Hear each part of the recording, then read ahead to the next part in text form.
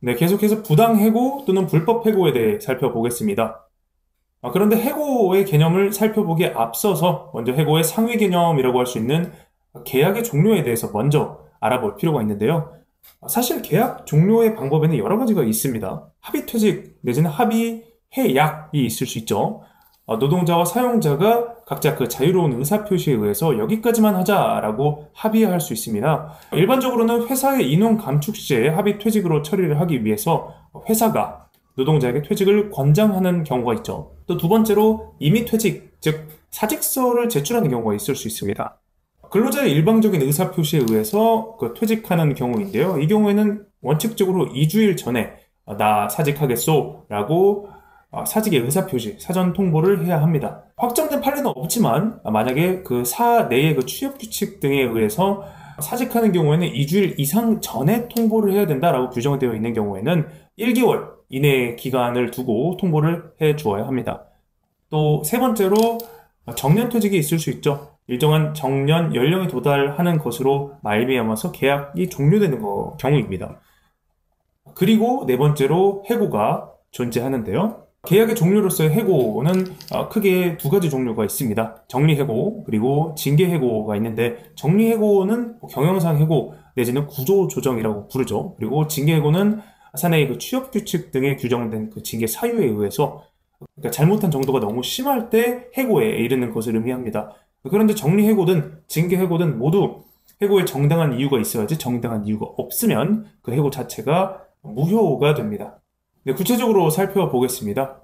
먼저 해고의 개념에 대해서 명확하게 다시 한번 짚어볼 필요가 있겠죠. 해고라는 건 결국 근로자의 의사에 반해서 사용자의 일방적인 의사표시에 의해서 이루어지는 모든 근로계약 관계의 종료를 의미합니다. 일본도 그렇고 한국도 그렇고 동일한 개념으로 정의를 하고 있습니다.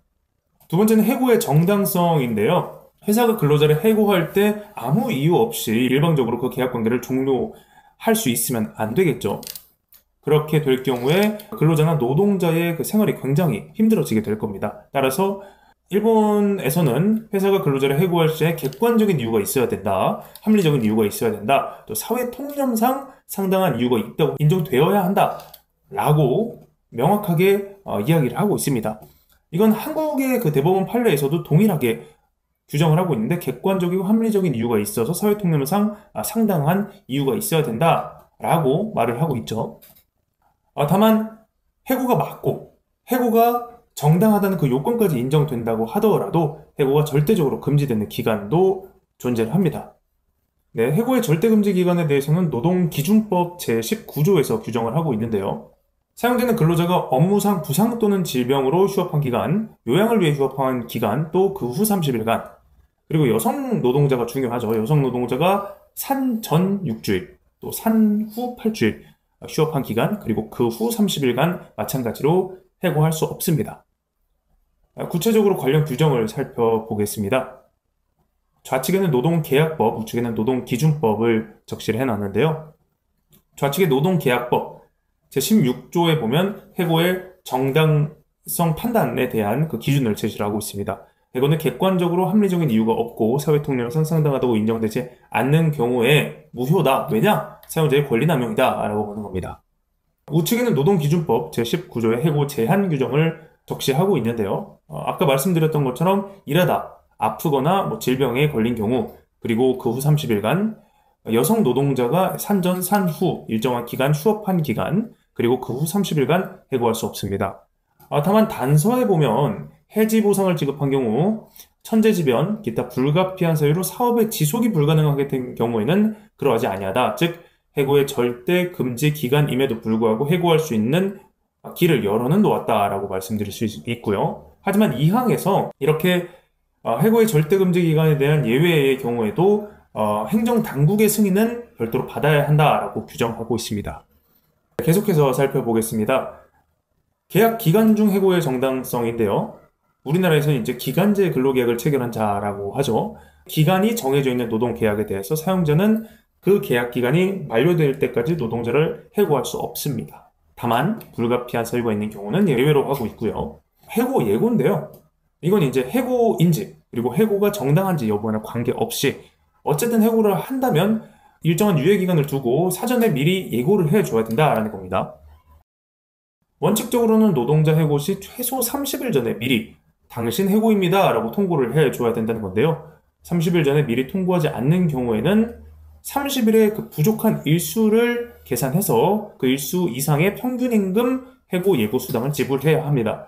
우리나라의 경우에는 그 30일 전 해고 예고 또는 30일분의 그 통상 임금 해고 예고 수당을 지급해야 된다라고 규정하고 있는데 약간의 차이를 보이고 있습니다. 하지만 이 해고 예고의 경우에도 적용 제외되는 일부 경우가 있는데요.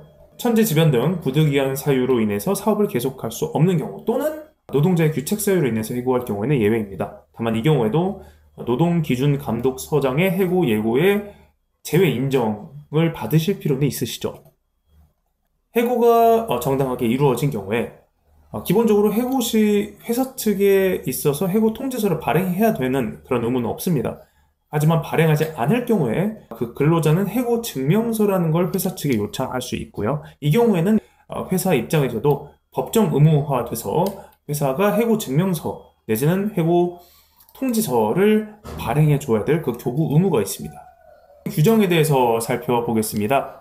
좌측의 노동계약법 제17조 계약기간 중에 해고를 먼저 보시겠는데요. 1항에서 기간제 근로계약을 체결하는 경우 부득이한 사유 없는 한 계약기간 만료 시까지 해고할 수 없다라고 규정하고 있고요. 우측의 노동기준법 제20조와 제21조로 연달아 보겠습니다.